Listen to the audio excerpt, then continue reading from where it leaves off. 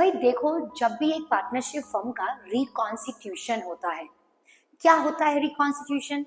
जब भी पार्टनरशिप में कुछ भी बदलाव होता है, जैसे कि नया पार्टनर आ गया, या एक पार्टनर चला गया, या एक पार्टनर की डेथ हो गई है ना, या आपका रेशियो चेंज हो गया, तो जब भी पार्टनरशिप में कुछ भी बदलाव होता है तो इसको हम रिकॉन्स्टिट्यूशन बोलते हैं। और at the time of reconstitution, जब भी पार्टनरशिप फर्म का रिकॉन्स्टिट्यूशन होता है तो भाई उस मोमेंट पे उस पार्टनरशिप फर्म के सारे एसेट और सारी लायबिलिटीज का वापस से मूल्यांकन किया जाता है, वापस से रिवैल्यूएशन किया जाता है।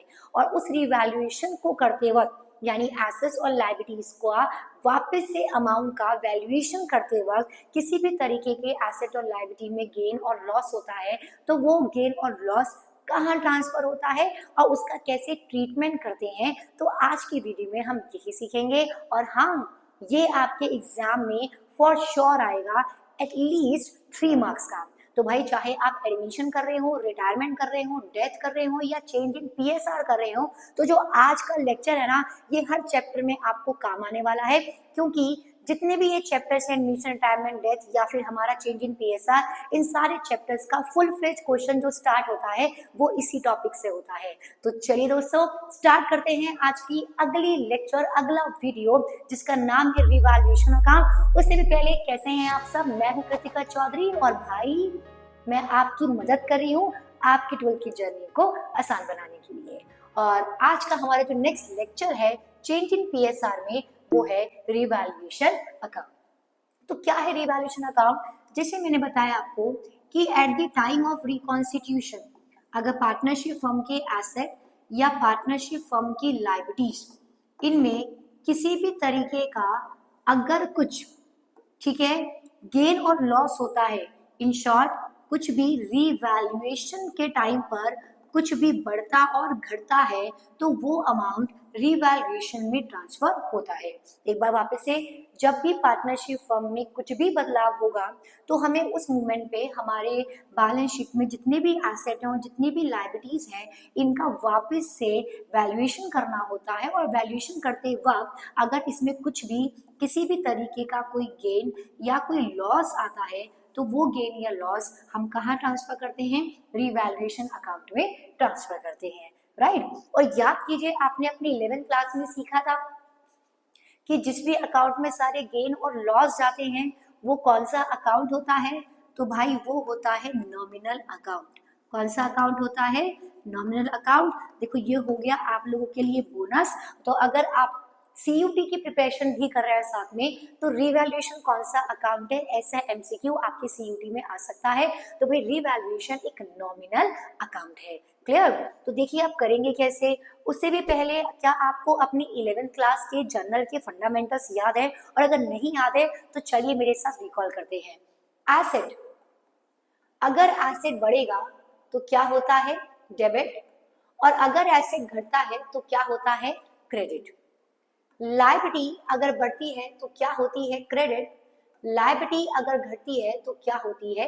डेबिट, है ना। तो बस इसी फंडामेंटल से हम रिवैल्यूएशन की जर्नल सीखेंगे और उसी से हम सीखेंगे रिवैल्यूएशन अकाउंट। तो चलिए स्टार्ट करें। तो मान लेते हैं मेरा एक एसेट है, मैं यहाँ पे एसेट लिख रही हूँ। आपका जो भी एसेट है, land and building, machinery, debtor, trade receivable, stock, आप बच्चे उसका नाम लिखेंगे, ठीक है। तो मान के चलिए मेरा एसेट है जिसकी वैल्यू है 10 रुपए। कितनी वैल्यू है उसकी आज? 10 रुपए। आज उसकी बुक वैल्यू का मतलब बैलेंस शीट में वो 10 रुपए का रिकॉर्डेड है, ठीक है। अब ये जो मेरा एसेट है ना, ये नाउ वैल्यूड एट या नाउ वैल्यू टू, अगर अमाउंट के आगे एट या टू है, अगर अमाउंट के आगे एट या टू है, विच मीन्स कि ये हमें नई वैल्यू दे रखी है, ठीक है। तो मेरा बुक वैल्यू कितना एसेट का? 10, यानी पुराना वैल्यू 10 है। नाउ वैल्यू एट या नाउ वैल्यू टू, तो बेटा ये न्यू अमाउंट है मेरी कितने की? 15 की। तो 10 रुपए की एसेट कितने की हो गई? 15 रुपए की। तो बच्चे मेरा एसेट इंक्रीज हो गया बाय ₹5। तो बेटा अगर अमाउंट के आगे बाय लिखा हुआ है, मतलब इतने रुपए से, अब ये बढ़ रहा है तो इतने रुपए से एप्रिशिएट हो गया। क्या हो गया?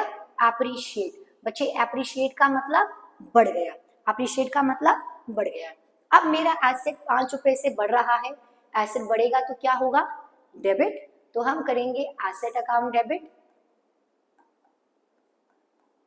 कितने रुपए से बढ़ रहा है, 5 रुपए। ध्यान रहे जितने रुपए से बढ़ेगा हम वो अमाउंट लिखेंगे, ठीक है। 2, और जो भी एसेट बढ़ रहा है अभी मैंने क्या बताया था वो हम कहाँ ट्रांसफर करेंगे, रिवैल्यूएशन में। तो 2 रिवैल्यूएशन अकाउंट, ठीक है। तो क्या बनी journal, asset account debit to revaluation. As I say machinery which book value of ₹1 lakh, ठीक है, इंक्रीजेस एट या एप्रिशिएटेड बाय 10%। तो 1 लाख का 10% कितना हुआ, 10,000। अब मशीनरी बढ़ रही है तो क्या बनेगी journal, machinery account debit 10,000 to revaluation 10,000। Clear. और अगर इसका अपोजिट हो जाए, मतलब कि मान के चलिए मेरा एसेट 10 रुपए का है, नाउ वैल्यूड एट या फिर टू ₹7, विच मीन्स मेरा एसेट 3 रुपए से क्या हो गया, घट गया। मेरा एसेट 3 रुपए से क्या हो गया, घट गया। मेरा एसेट 3 रुपए से डेप्रिशिएट हो गया या फिर रिड्यूस हो गया। ध्यान रहे अगर अमाउंट के आगे बाय लिखा है तो इतने से बढ़ा या इतने से घटा, अमाउंट के आगे एट या टू लिखा है तो नई अमाउंट है, हम पुरानी अमाउंट से इसको कंपेयर करते हैं, ठीक है। तो मेरा एसेट अब घटेगा तो क्या होता है, क्रेडिट। तो कैसे करेंगे इसकी एंट्री, डेबिट में लिखेंगे revaluation account debit to asset, और जो भी वो एसेट का नाम है आप वो एसेट लिखेंगे। कितनी अमाउंट से, 3 रुपए से, भाई जितने से घट रही है, आज सिंपल। तो ये तो हुआ बच्चे हमारे एसेट का। और अगर हम बात करें लायबिलिटीज की, तो लायबिलिटीज में कैसे होएगा, देखो मान के चलिए मेरी लायबिलिटीज है। अब लायबिलिटी जैसे कि creditor, bank loan, bills payable, outstanding expenses, income advance, तो ये हमारी सब लायबिलिटीज होती हैं। तो मान के चलिए लायबिलिटीज है 10 रुपए की, नाउ वैल्यूड एट या टू 15, विच मीन्स मेरी लायबिलिटी 15 रुपए से, सॉरी 5 रुपए से बढ़ गई। मेरी लायबिलिटी 5 रुपए से बढ़ गई। अब लायबिलिटी बढ़ेगी तो क्या होगी, लायबिलिटी बढ़ेगी तो क्रेडिट होगी जर्नल में, राइट। तो कैसे करेंगे इसकी entry, revaluation account debit to liabilities. कितने से बढ़ रही है, 5 रुपए से, तो ये आ गया हमारा 5 रुपए। बिल्कुल ही वैसे अगर हमारी लायबिलिटी 10 रुपए की है, now valued at two rupees 6 रुपए, तो बच्चे अब लायबिलिटी 4 रुपए से घट गई। अब लायबिलिटी अगर मेरी 4 रुपए से घटेगी तो लायबिलिटी घटेगी तो क्या होती है, डेबिट। तो liability account debit to revaluation, कितने रुपए से, 4 रुपए, 4 रुपए जितने से घटी है। ध्यान रखना बाय है तो सीधा रिवैल्यूएशन वाले अकाउंट में जाएगी। अगर अमाउंट आगे 2 या 8 लिखा है तो पुरानी अमाउंट से कंपेयर करेंगे, कंपेयर करके जो अमाउंट आएगी उसको आप इस जर्नल में मेंशन करेंगे। डन। तो ये तो हुआ हमारे रिवैल्यूएशन की जर्नल एंट्री। अब हमें बनाना होता है इसका लेजर। तो कैसे बनाएंगे, देखो लेजर। भाई ये जो टॉपिक है ना मेरे बच्चों, ये टॉपिक ना एग्जाम में आना ही है, क्योंकि 6 मार्क्स का जो फुल फ्लेज क्वेश्चन आएगा, चाहे वो एडमिशन का आए, रिटायरमेंट का आए या डेथ का आए, है ना, उसकी शुरुआत हमेशा रिवैल्यूएशन अकाउंट से ही होगी। तो इसको छोड़ने की बिल्कुल गलती मत करना। और ये इतना आसान है ना भाई, है ना, फ्री फोकट के मार्क्स हैं, ठीक है। इससे आसान ना आपकी जिंदगी में कुछ नहीं हो सकता, ठीक है। चलिए खैर देखिए, तो अभी मैंने आपको क्या बताया, रिवैल्यूएशन में हमारे एसेट्स और लायबिलिटी में जो भी फायदा नुकसान होगा उसको हम रिवैल्यूएशन में डालेंगे। और क्योंकि रिवैल्यूएशन में फायदे और नुकसान आ रहे हैं, इसलिए कौन सा अकाउंट है, नॉमिनल अकाउंट। कौन सा अकाउंट है, नॉमिनल अकाउंट। और नॉमिनल अकाउंट का फंडा क्या होता है, all losses are debit and all income are credit. अब बच्चे मुझे लॉस कैसे होएगा, देखो अगर कोई मेरा एसेट घटेगा तो नुकसान है, लायबिलिटी बढ़ेगी तो भी नुकसान है। तो एसेट घटना और लायबिलिटी का बढ़ना वो रिवैल्यूएशन में डेबिट होगा। ऐसी कोई एसेट बढ़ेगा या लायबिलिटी घटेगी तो ये फायदा है, और ये रिवैल्यूएशन में क्या होगा, क्रेडिट होगा, ठीक है। तो ध्यान रखना है, एसेट घटेगा लायबिलिटी बढ़ेगी तो रिवैल्यूएशन में डेबिट, और एसेट बढ़ेगा लायबिलिटी घटेगी तो रिवैल्यूएशन में क्रेडिट। तो एक तो ये हुआ हमारा फंडामेंटल रूल। बाकी हम जनरल एंट्री से भी कर सकते हैं। कैसे, देखो तो जब मेरा एसेट इंक्रीज हुआ था, मैंने एंट्री क्या करी थी, asset account debit to revaluation, है ना। अब बच्चे हम रिवैल्यूएशन का अकाउंट बना रहे हैं, हम क्या बना रहे हैं, हम रीवैल्यूएशन का अकाउंट बना रहे हैं, राइट। अब रीवैल्यूएशन का अपोजिट क्या है? एसेट। टू रीवैल्यूएशन का अपोजिट क्या है? Asset bye asset. तो ये कहाँ जाएगा? ये जाएगा बाय एसेट। अब देखो एसेट बढ़ा, इधर आ गया। कितनी अमाउंट से बढ़ रहा था एसेट? 5 रुपए से। तो हम यहाँ पर ठीक है 5 रुपए ही लिख देते हैं, ठीक है, कोई दिक्कत? अब देखो एसेट बढ़ा, कहाँ पर आया? क्रेडिट। तो जो हमने जनरल एंट्री में यहाँ पर एसेट डेबिट किया था, वो रीवैल्यूएशन में, क्योंकि लेजर में अपोजिट रिएक्शन होता है, तो वो रीवैल्यूएशन में यहाँ पर क्रेडिट हो जाएगा, है ना। समझ रहे मैं क्या बोल रही हूँ? जब एसेट बढ़ा था तो जनरल में क्या हुआ था? डेबिट। क्योंकि हम रीवैल्यूएशन अकाउंट बना रहे हैं तो रीवैल्यूएशन में इसका अपोजिट होके क्या हो जाएगा? क्रेडिट, ठीक है। और ऐसे ही अगर हमारा एसेट घट रहा है तो एंट्री हुई revaluation account debit to asset. अब रीवैल्यूएशन का अपोजिट क्या है? टू एसेट, है ना। तो वो ऐसे लिखेंगे यहाँ पर टू एसेट, जितने से भी घट रहा है। अच्छा, जो भी एसेट का नाम है बेटा आप नाम लिखेंगे, ठीक है। कितने रुपए से घट रहा था? देखो 3 रुपए से, तो लिख दिया मैंने 3 रुपए। और ऐसे अगर मेरी लायबिलिटीज बढ़ेंगी तो टू लायबिलिटीज, है ना। तो कितने से लायबिलिटी बढ़ रही? देखो 5 रुपए से, तो ये आ गया 5 रुपए। और ऐसे अगर लायबिलिटी घटेगी तो बाय लायबिलिटी, देखो कितने से लायबिलिटी घट रही थी मेरी? 4 रुपए से, ये आ गया 4 रुपए, ठीक है। बहुत सिंपल है। मैंने यहाँ पे एसेट लायबिलिटी लिखा है। क्वेश्चन में जो नाम होगा एसेट लायबिलिटी का आप वो लिखेंगे। मशीनरी है तो मशीनरी, लैंड एंड बिल्डिंग है तो लैंड एंड बिल्डिंग, डेटर है तो डेटर, स्टॉक है तो स्टॉक, जो भी है व्हाटएवर द एसेट लायबिलिटी आप उसका नाम लिखेंगे, क्लियर। अब लास्ट क्योंकि लेजर है तो हमें इसे क्या करना होगा? बैलेंस। देखो बैलेंस करना बहुत सिंपल है। ये वाली साइड ज्यादा है कि ये वाली साइड ज्यादा है? मतलब डेबिट वाली साइड ज्यादा है कि क्रेडिट वाली साइड ज्यादा है? तो देखो 5 और 3 8, 5 और 4 9, तो 9 वाला साइड ज्यादा है तो मैं लिखा 9। अब 9 में से माइनस किया 8, कितना बचा? 1। तो बच्चे इनकम वाली साइड ज्यादा है, लॉस वाली साइड कम है, विच मीन्स ये हमारा प्रॉफिट है। इसको हम लिखेंगे टू रिवैल्यूएशन प्रॉफिट। मान लेते हैं कि आपके दो पार्टनर हैं ए और बी कैपिटल, और ए और बी कैपिटल के ओल्ड रेशियो में इसे बांट के यहाँ पर लिख देंगे। और ऐसे अगर टू वाला साइड ज्यादा है, बाय वाला साइड कम है, तो उसको हम नाम देंगे बाय रिवैल्यूएशन लॉस। और इसको ए और बी जो भी पार्टनर हैं उनके ओल्ड रेशियो में बांट के हम लोग लिख देंगे। बताओ कोई दिक्कत? समझ में आ गया? बताओ, है ना कितना आसान टॉपिक, ठीक है। नहीं समझ में आया एक क्वेश्चन और लेते हैं। मान लेते हैं कि मेरा एसेट या मशीनरी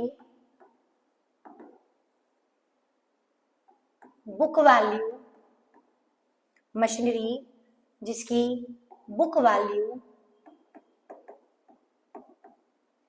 1 लाख है, ठीक है, नाउ इंक्रीजेस बाय 10%। तो अब कैसे करेंगे इसके रिवैल्यूएशन अकाउंट में? देखो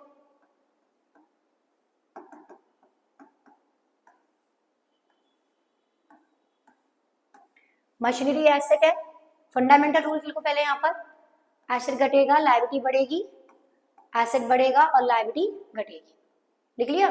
तो मशीनरी एसेट है, 1 लाख की बुक वैल्यू है, 10% से बढ़ रही है, एसेट है बढ़ रही है, तो कहाँ लिखेंगे?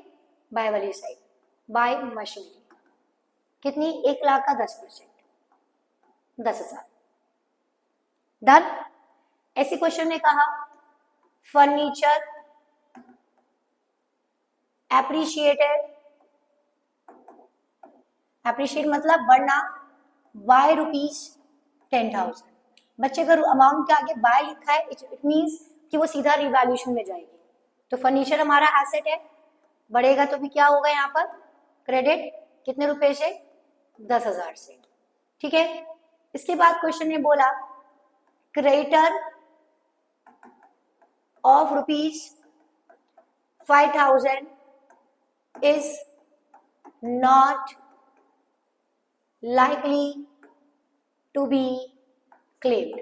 बेटा क्रेडिटर एक लायबिलिटी होती है और 5,000 की लायबिलिटी नहीं रही। Not likely to be claim का मतलब 5,000 की लायबिलिटी नहीं रही। अब लायबिलिटी नहीं रही मतलब लायबिलिटी कम हो गई, है ना। अब लायबिलिटी कम होगी तो कहाँ आएगी? रिवैल्यूएशन में बाय वाली साइड। तो बाय क्रेडिटर कितनी? 5,000 रुपए से। डन। ऐसी क्वेश्चन ने बोला मान लेते हैं 4 ट्रांजेक्शन की हमारा स्टॉक है, हमारा स्टॉक है, ठीक है, ये रिड्यूस्ड हो गया 2000 रुपए से। तो स्टॉक हमारा एसेट है और एसेट घट गया। अब एसेट घटेगा तो डेबिट वाली साइड कितने से घटा, 2000 रुपए से। डन, बस अब इसको बैलेंस कर दीजिए। बाय वाला साइड ज्यादा है, ये 25,000, 25 माइनस 2000 बचा 23,000, ये आ गया टू रिवैल्यूएशन प्रॉफिट। मान लेते हैं दो पार्टनर हैं ए और बी, तो A is capital, B is capital, और जो भी इनका रेशियो होगा 23,000 को बांट के यहाँ पर लिख देना। बताओ कितना सिंपल है। और ये जो टॉपिक है ना भाई, ये एडमिशन टाइम में डेथ ना सब में है, हर फुल फ्लेज क्वेश्चन जो स्टार्ट होगा ना पार्टनरशिप में वो इसी टॉपिक से होगा, इसलिए इसको छोड़ने की गलती बिल्कुल भी मत करना, ठीक है। तो अब हम मिलेंगे अगले लेक्चर में, तब तक के लिए गुड बाय, खुश रहिए, पढ़ते रहिए। अगर आपको मेरा पढ़ाने का स्टाइल अच्छा लग रहा है तो भैया लाइक करो ना, सब्सक्राइब करो ना, कमेंट भी करो भाई साथ में, क्यों नहीं करते, तभी तो मुझे मोटिवेशन मिलेगा, वरना मैं कैसे बनाऊंगी बताओ आगे ऐसे लेक्चर। चलो कोई बात नहीं, बाय बाय।